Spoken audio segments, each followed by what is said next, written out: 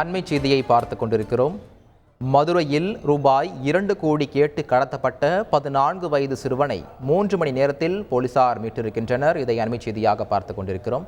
இது பற்றிய மேலும் விவரங்களை வழங்குவதற்காக எமது செய்தியாளர் ஜெகன் இணைப்பில் இருக்கிறார்.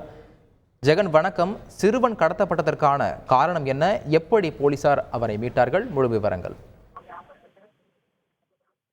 வணக்கம். மதுரை எஸ்எஸ் காலனி பகுதியில் வசித்து வருபவர் மைதிலி ராஜலட்சுமி. இவருக்கு பைபாஸ் சாலையில ஒரு ஷாப்பிங் காம்ப்ளெக்ஸ் மற்றும் வீடுகள் இருக்கிறது.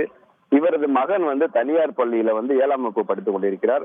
வழக்கம் போல் இன்றும் ஆட்டோவில் பள்ளிக்கு சென்ற மாணவனை ஒரு கும்பல் ஆட்டோ டிரைவர் பால்பாண்டி என்பவருடன் மாணவனையும் கடத்தி அவரை கத்தியை காட்டி மிரட்டி கடத்தி இருக்கிறார்கள். அந்த கத்தியை காட்டி மிரட்டி கடத்தியதோடு மட்டும் இல்லாமல் அவருடைய மாணவனுடைய தாய் அந்த ராஜலட்சுமியிடம் போனில் தொடர்பு கொண்டு 2 கோடி ரூபாய் கேட்டும் அது மிரட்டல் விடுத்திருக்காங்க. அதுல 2 கோடி ரூபாய் பணத்தோடு வராவிட்டால் சிறுவனை கொலை செய்வதாகவும் கூறியதோடு இல்லாமல் இதனை காவல்துறையிடம் கூறினாலும் சிறுவனை கண்டுபிடிக்க முடியாது எனவும் மிரட்டி இருக்கிறார்கள். மிகவும் வன்மையான வார்த்தையை பயன்படுத்தி அந்த குழந்தையுடைய தாயை கடுமையாக திட்டியும் அவர் பேசியிருக்கிறார் அந்த கடத்தல் கும்பலை சேர்ந்தவர்.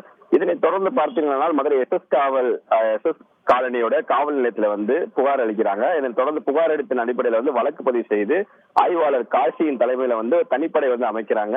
சிறுவனை கடத்தி மிரட்டியதாக அந்த கடத்தல் கும்பலை வேண்டி சொல்றாங்க. காவல்துறையினர் தங்களை கண்டுபிடித்ததையும் அவர்கள் காவல்துறை பின்தொடர்ந்து வருவதையும் அவர்கள் கண்டுபிடித்த நிலையில குறிப்பா பாத்தீங்கன்னா இந்த கும்பல் அந்த மாணவனை பைபாஸ் சாலையில அவரை இறக்கி விட்டுட்டு அவர் சொல்றாங்க. குறிப்பா காவல்துறையினர் தங்களை கண்டுபிடித்ததை தெரிஞ்சது அந்த மாணவனையும் இந்த ஆட்டோ டிரைவரை அந்த ஆட்டோட சேர்த்து இறக்கி விட்டு தப்பி சொல்றாங்க. இதனையடுத்து சிறுவனை கடத்தி மிரட்டி அதை தப்பி சென்ற அந்த கடத்தல் கும்பலை காவல்துறையினர் தீவிரமாக தேடி வந்துட்டு இருக்காங்க. அவங்க யாரு என்ன என்றது தகவலை தற்போது அவங்க விசாரணை பண்ணிட்டு இருக்காங்க. மேலும் அந்த பள்ளி மாணவனிடம் அந்த ஆட்டோ டிரைவரிடம் தீவிர விசாரணை கேட்டுக் கொண்டிருக்கிறார்கள். அவர்கள் யாரு, அவருடைய எந்த பாஷையில் பேசினார்கள், எப்படி இருந்தார்கள், எத்தனை நபர்கள் இருந்தார்கள் என்று பல்வேறு கோணத்துல விசாரணை நடத்தி கொண்டிருக்கிறார்கள். மதுரையில் ஒரு சராசரி பட்டப்பள்ளியில் பார்த்தீங்கன்னா ஒரு பள்ளி மாணவனை கடத்தி வைத்து 2 கோடி ரூபாய் கேட்ட சம்பவமானது தற்போது இங்க இருக்கக்கூடிய அனைத்து பெற்றோர்கள் மத்தியிலும் அதிர்ச்சி ஏற்படுத்தியிருக்கிறது. ஒரு புறம் இப்படி இருக்க உடனடியாக காவல்துறையினர் தீவிரமாக இந்த பணியை செய்து மாணவனை மீட்டது தற்போது அதனை பாராட்டியும் கொண்டிருக்கிறார் என்பது குறிப்பிடத்தக்கது.